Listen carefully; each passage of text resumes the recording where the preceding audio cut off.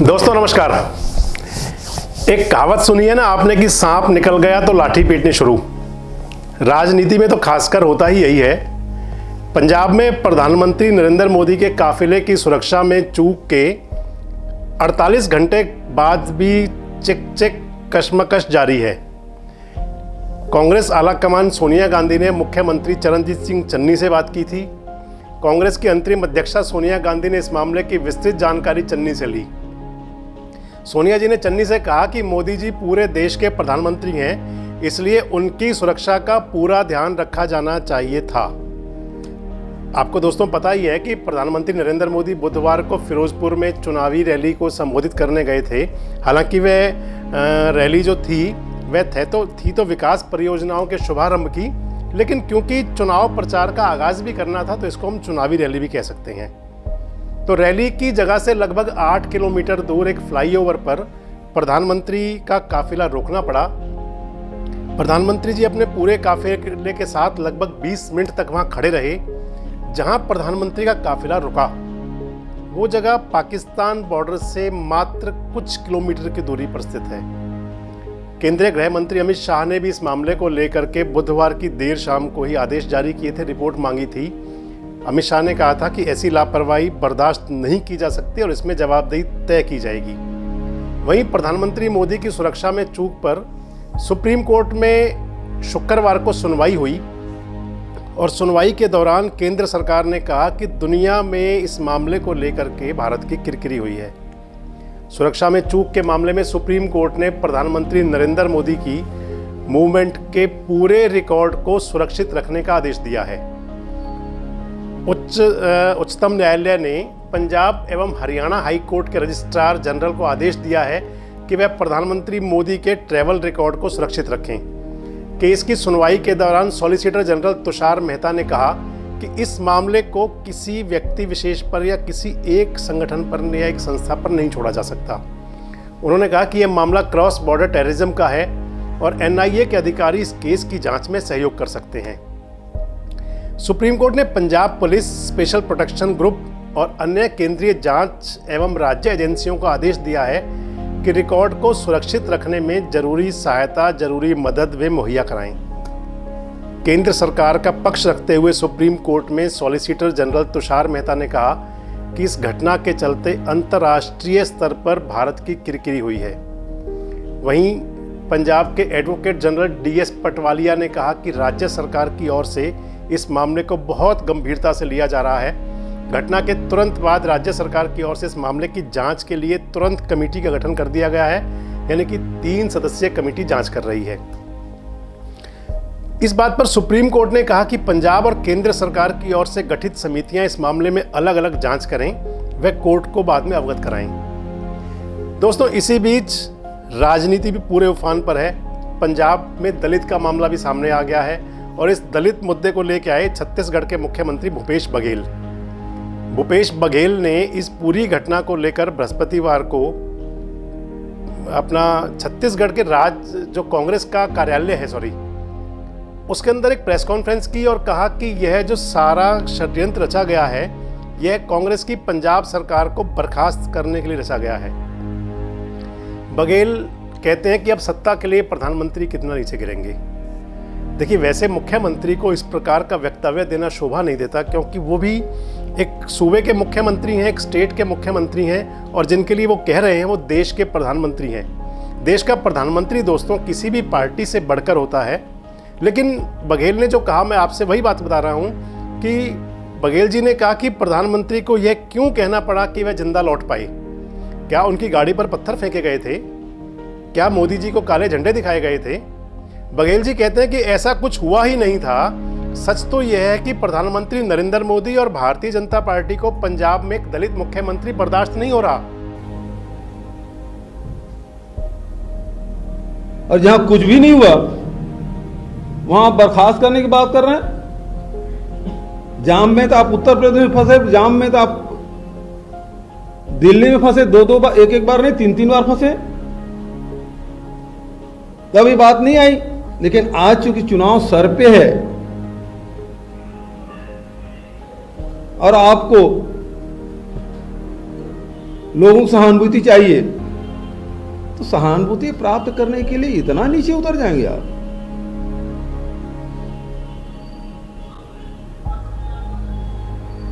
मैं फिर से कहना चाहता हूं कि प्रधानमंत्री की सुरक्षा सर्वोच्च प्राथमिकता, हम सबकी भावनाएं जुड़ी हुई है। देश के प्रधानमंत्री हैं, चाहे वो किसी पार्टी किसी दल के हों, इससे कोई मतलब नहीं है। देश पहले है, पार्टियां बाद में। इसलिए प्रधानमंत्री सुरक्षा सर्वोच्च प्राथमिकता, उसमें किसी प्रकार के कोई चूक नहीं होनी चाहिए। लेकिन सबसे पहली बात यह है कि मौसम खराब की जानकारी आपको दी गई कि नहीं दी गई, और नहीं दी गई तो आप उसके खिलाफ क्या कार्रवाई कर रहे हैं। दूसरी बात यह है कि जो आपके कार्यक्रम बनाने वाले हैं, जिन्होंने कार्यक्रम बनाया, उसने हेलीकॉप्टर से ले जाने की बात क्यों की जब मौसम खराब था। तीसरा, आप कभी ये सूचना दी जब दिल्ली से निकले उसके पहले कभी सूचना दी सड़क मार्ग से जाएंगे? आप तो एयरपोर्ट में आप तय करते हैं कि हमको सड़क मार्ग से जाना चाहिए। इतने सुरक्षा, और ये बॉर्डर में, वो भी इंटरनेशनल बॉर्डर से केवल 10 किलोमीटर दूर, पाकिस्तान बॉर्डर से केवल 10 किलोमीटर दूर है, वहां इस प्रकार से हमारी सुरक्षा एजेंसी रिस्क ले रहे हैं, उसके खिलाफ क्या कार्रवाई? तीसरी बात यह है कि आईबी ने सारी सूचनाएं क्यों नहीं दी? आप पहले अपनी एजेंसी पर पहले कार्रवाई कर लें।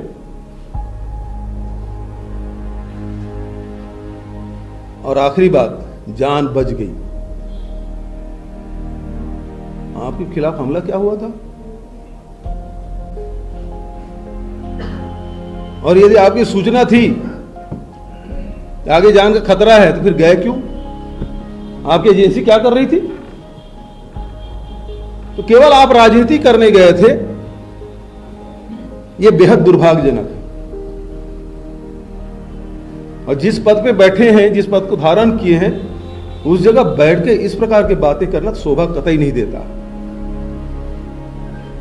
अब आपकी तरफ से कोई सवाल हो तो स्वागत। जो प्रधानमंत्री जी का था, उसको क्या मानते हैं, किसी प्रधानमंत्री को ऐसा करना चाहिए?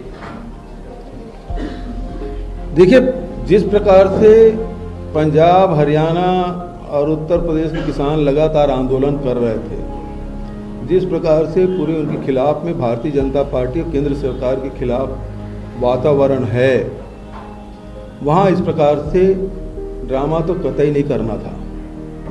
और दूसरी बात, उन्हीं के नियुक्त किए गए राज्यपाल मेघालय के मलिक जी ने जो बातें कही, उन्होंने कहा मेरे लिए थोड़ी मरे ये लोग, 500 लोग मरे, मेरे लिए नहीं मरे। तो आपके मन में किसानों के प्रति, भारतीय जनता पार्टी के मन में किसानों के प्रति क्या भावना है, वो स्पष्ट हो जाता है। क्या वो किसान बैठे थे, उस पर क्या गोली चला दें, सर फोड़ दें, क्योंकि प्रधानमंत्री कार्यक्रम में जाना है? तो आपकी मानसिकता वही है कि किसान आपकी नजर में कुछ भी नहीं है। और ये अब लोकप्रियता लगातार भारतीय जनता पार्टी का, प्रधानमंत्री के लगातार गिर रहा है, और इस कारण से ड्रामा किया गया है। मेरा सवाल जो चूक हुई है उसके लिए जिम्मेदार कौन है? और सेकंड चीज ये है कि किस तरीके से पंजाब में आप लोगों की सरकार है, क्या इस तरीके से जो घटनाक्रम हुए, जो बयान आया है? मैं पहले ही बोल चुका हूं कि इसमें आईबी ने सूचना क्यों नहीं दी, मौसम विभाग की सूचना क्यों नहीं ली गई, उसके हिसाब से कार्यक्रम क्यों नहीं बनाए गए। जब आपको 8 दिन पहले से पता चल जाता है कि मौसम वहां खराब रहेगा, तो आप ऐसे समय में क्यों कार्यक्रम बनाए? और जब दिल्ली से उड़े तब भी मौसम खराब था, भटिंडा में उतरे तब बारिश हो रही थी, घना कोहरा, वैसे भी ठंड के दिनों में पंजाब, दिल्ली में वैसे कोहरा रहता है। तो ये क्या कार्यक्रम सुनियोजित था? सवाल तो ये है। सिक्योरिटी ब्रीच वाली घटना पे सर प्रधानमंत्री राष्ट्रपति जी से मिले हैं और राष्ट्रपति जी को पूरा अपना बताया कि राष्ट्रपति को अभी की खबर है। इसका मतलब ही है कि पूरा ये राजनीतिक खेल है। ये केवल पंजाब के कांग्रेस की सरकार को बदनाम करने के लिए षड्यंत्र रचा गया। ये पूरा क्रोनोलॉजी आप देखेंगे तो चुनी हुई सरकार को बदनाम करके कैसे अपदस्थ किया जा सके, इसके लिए सारी योजनाएं बनाई गई। जबकि वहां भीड़ थी नहीं, 700 लोग थे, कुर्सियां खाली थी। जब कुर्सियां खाली थी वहां कोई था नहीं, तो जा क्यों रहे थे भाई कुर्सियों से भाषण देने? जब आप 2 घंटे चल लिए तब पता चला, तब भी नहीं भर रहा। कई बार ऐसा होता है कि आते कार्यक्रम स्थल पहुंचते पहुंचते भीड़ आ जाती है, लेकिन यहां तो वो भी नहीं हुआ।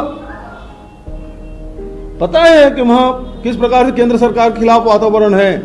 700 लोगों की शहादत हुई किसानों की, कैसे भूल जाएंगे वहां के लोग? बघेल जी कहते हैं कि इन लोगों को पता चल गया है कि पंजाब और उत्तर प्रदेश में भाजपा साफ होने वाली है। ऐसे में भाजपा के लोग विशुद्ध राजनीति कर रहे हैं। अब सियासी लोग तो सियासत ही करेंगे। खैर, ये मुख्यमंत्री जी के बयान है। अगर प्रधानमंत्री जी को जान का खतरा था तो वे रैली करने क्यों गए? अब बघेल साहब को ये कौन बताए कि भाई उनको कोई सपने थोड़ी आ रहे थे कि उनकी रैली कैंसिल होगी या उनके काफिले को रोका जाएगा। खैर, बघेल जी ने कहा कि प्रधानमंत्री का काफिला उत्तर प्रदेश और दिल्ली में कई बार जाम में फंसा है। इस बार चुनाव सर पर है तो लोगों की सहानुभूति लेने के लिए प्रधानमंत्री जी जान को खतरा वाली बात कह रहे हैं। वहीं मोदी जी की सुरक्षा के चूक के मामले में पंजाब कांग्रेस दो फाड़ हो चुकी है। पहले कांग्रेस के पूर्व प्रदेश अध्यक्ष और कैंपेन कमेटी के चेयरमैन सुनील जाखड़ ने इस पर सवाल उठाए थे। बुधवार को ही आपने शाम को देखा होगा। उसके बाद बृहस्पतिवार को पंजाब सरकार में मंत्री राणा गुरजीत सिंह ने मुख्यमंत्री चरणजीत चन्नी से कहा कि वे इस मामले को लेकर कैबिनेट की बैठक बुलाएं। फिरोजपुर से विधायक हैं कांग्रेस के परमिंदर पिंकी। उन्होंने इस सारी घटना के लिए पुलिस महानिदेशक यानी कि डीजीपी को जिम्मेदार ठहरा दिया। दोस्तों, पहले बात करते हैं सोनिया गांधी जी की, जिन्होंने चन्नी से कहा कि इस मामले में जो भी लोग जिम्मेदार हों उनके खिलाफ कार्रवाई की जानी चाहिए। इस दौरे को लेकर सुरक्षा के पूरे बंदोबस्त किए जाने चाहिए थे। तो उसके जवाब में चन्नी जी ने सोनिया गांधी को बताया है कि पंजाब सरकार पूरे मामले की जांच करवा रही है।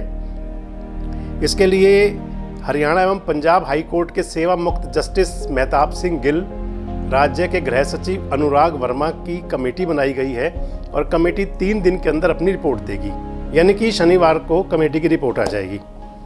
चन्नी कहते हैं कि कमेटी की रिपोर्ट में जो भी जिम्मेदार होगा उसके खिलाफ सरकार कड़ी कार्रवाई करेगी।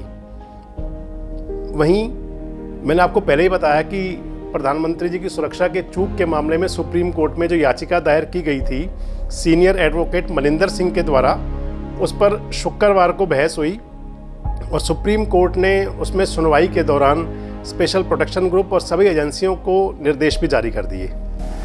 दोस्तों, प्रधानमंत्री मोदी की सुरक्षा में चूक के घटनाक्रम पर 16 राज्यों के पूर्व पुलिस महानिदेशकों व देश के लगभग 2.5 दर्जन आईपीएस अधिकारियों ने राष्ट्रपति को एक पत्र भेजकर कार्रवाई की मांग की है।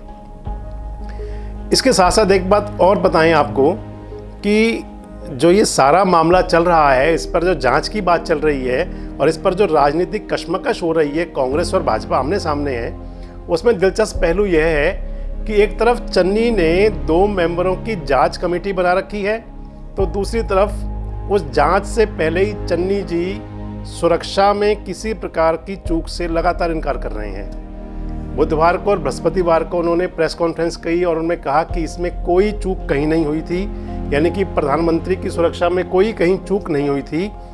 प्रधानमंत्री मोदी ने ही आखिरी वक्त में सड़क से जाने का रूट बना लिया था। अब वह चुनावी रैलियों में चन्नी जी जो चुनावी रैलियां कर रहे हैं पंजाब में, इस बात को बना रहे हैं कि पीएम की सुरक्षा में चूक के बहाने पंजाब और पंजाबियत को बदनाम किया जा रहा है। पंजाब में प्रधानमंत्री मोदी की सुरक्षा में चूक का मामला सामने आने के बाद कांग्रेस पूरी तरह हमलावर है। पंजाब कांग्रेस के प्रधान है सूबे के नवजोत सिंह सिद्धू। तो सिद्धू कॉमेडी किंग हैं और वो अपनी बात को नए नए तरीके से कहते रहते हैं। उन्होंने बृहस्पतिवार को अपनी चुनाव सभाओं में कहा कि किसान 1.5 वर्ष तक दिल्ली बॉर्डर पर बैठे रहे, किसी ने कुछ नहीं कहा। सिद्धू ने कहा कि प्रधानमंत्री जी, आपको तो 15 मिनट रुकना पड़ा तो कष्ट हो गया।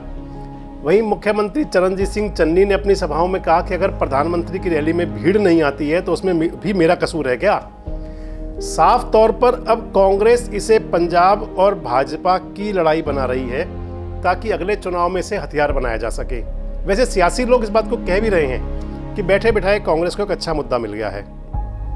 खैर, यह तो चुनाव परिणाम बताएंगे कि किसको इससे क्या हासिल हुआ और क्या नुकसान हुआ, लेकिन बात इस समय देश के प्रधानमंत्री की सुरक्षा में चूक के मामले का है। तो दोस्तों, नवजोत सिंह सिद्धू अपनी सभाओं में लगातार कह रहे हैं कि पंजाब के लोगों में गुस्सा है और प्रधानमंत्री ड्रामा कर रहे हैं। नवजोत सिंह सिद्धू ने कहा कि प्रधानमंत्री दोहरे मापदंड क्यों अपना रहे हैं। पंजाब के लोगों में उनके प्रति बहुत ज़्यादा गुस्सा है।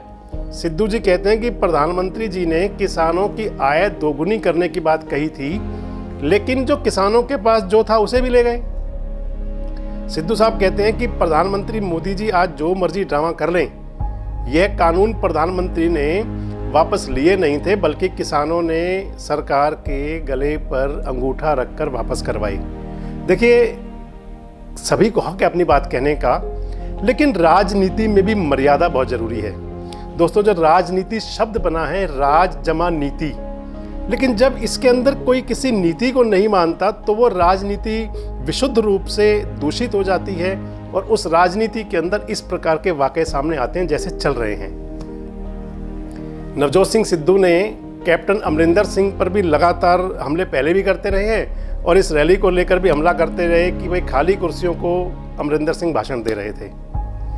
नवजोत सिंह सिद्धू कहते हैं कि प्रधानमंत्री को सुनने के लिए 500 लोग भी नहीं आए थे। अरे भाई, अगर रैली में नहीं आए थे लोग तो आपका तो हक था कि प्रधानमंत्री की रैली तो होनी चाहिए थी, जनता के सामने वह भी आ जाता। खैर, मुख्यमंत्री चन्नी कहते हैं कि जब प्रधानमंत्री को पता चल गया था कि रैली में कोई नहीं आया है तो उन्होंने बहाना बना लिया कि मुझे रोक लिया गया है। बाद में अब पंजाब और पंजाबियत और पंजाब के लोगों को बदनाम कर रहे हैं। चन्नी कहते हैं कि सिक्योरिटी को लेकर एसपी जी ने पूरा कब्जा ले लिया था, पूरी जिम्मेदारी एसपी जी की थी। उनके पास कोई किसान या पंजाबी नहीं था, किसी ने नारा भी नहीं लगाया। अगर प्रधानमंत्री पर हमला हो गया था तो हिंदुस्तान की खुफिया एजेंसियां क्या कर रही हैं। चरणजीत सिंह चन्नी एक तरफ तो जांच की बात कह रहे हैं, दूसरी तरफ इस तरह के बयान दे रहे हैं। दोस्तों, आप खुद देखिए, कहीं वे कह रहे हैं कि रैली की असफलता को छिपाने के लिए घटिया राजनीति की जा रही है, कहीं वे कह रहे हैं, एक और बढ़ के बयान दिया चन्नी जी ने कि अगर प्रधानमंत्री को खतरा हुआ तो पंजाब का मुख्यमंत्री अपनी छाती पर गोली खाएगा। अब चन्नी जी से कौन पूछे कि जब प्रधानमंत्री जी जा रहे थे तब तो उनके साथ में थे नहीं, उनकी सभा में भी जाना था, सभा में भी नहीं गए थे। और अब उसके बाद में ये बकलौल चल रहा है पूरे जोर शोर से। अब पीछे भाजपा भी नहीं है। भारतीय जनता पार्टी के नेता कह रहे हैं कि साजिश दिल्ली से रची गई और लागू पंजाब में की गई। भाजपा के प्रदेश अध्यक्ष अश्विनी शर्मा ने इस मामले में कहा है, वे पंजाब के राज्यपाल से भी मिले हैं और उन्होंने कहा है कि प्रधानमंत्री मोदी की सुरक्षा में जो चूक की साजिश थी, जो सुरक्षा में उनकी में छेद किया गया, वो दिल्ली से हुआ। पंजाब में कांग्रेस की सरकार ने इसे लागू किया। प्रधानमंत्री की सुरक्षा में चूक के मामले में शर्मा ने कांग्रेस नेता राहुल गांधी की चुप्पी पर भी सवाल उठाए हैं। प्रदेश अध्यक्ष अश्विनी शर्मा के नेतृत्व में भारतीय जनता पार्टी के नेता बृहस्पतिवार को ही राज्यपाल बनवारी लाल पुरोहित से मिले थे और उनसे मांग की थी कि पंजाब के गृह मंत्री और पंजाब के पुलिस महानिदेशक, इन दोनों को बर्खास्त किया जाए।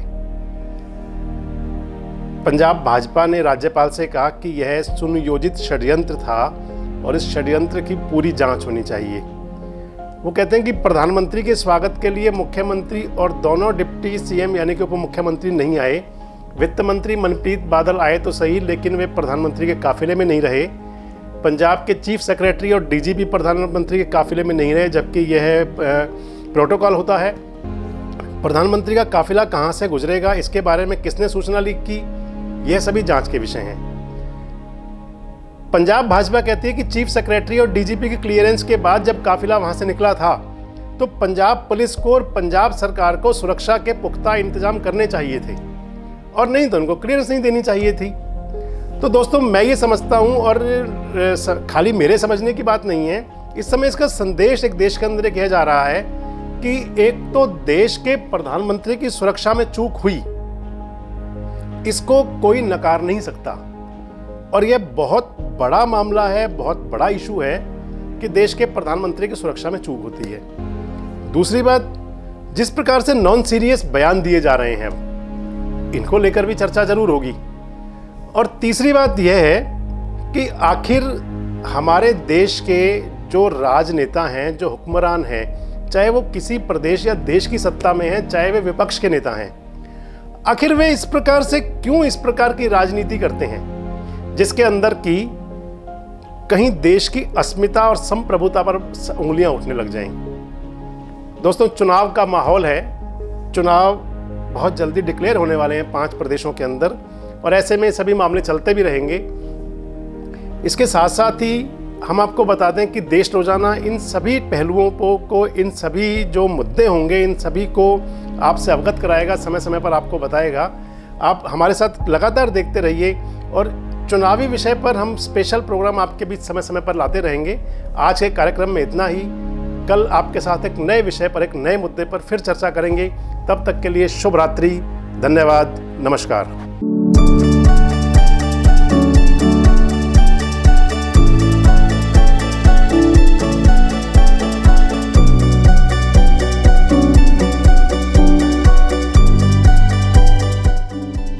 जमीन अपनी, बजट अपना, पूरा होगा घर का सपना। जी हां, आपका यह सपना साकार होगा। हरियाणा सरकार द्वारा मंजूर प्रदूषण मुक्त व शांत वातावरण में सिर्फ एकमात्र gated society Ashoka city, sector 7 नजदीक हुडा, सेक्टर 2 पलवल में। अवैध कॉलोनी से कम रेटों पर सभी सुविधाओं से सृजित कॉलोनी, जहां आपको हरियाणा सरकार की दीनदयाल जन आवासीय योजना के अंतर्गत मिडिल क्लास के लिए आवास पाने का स्वर्णिम अवसर मिल रहा है। तो देर ना करें, आज ही संपर्क करें अशोका सिटी, सेक्टर 7 नजदीक हुडा, सेक्टर 2 पलवल।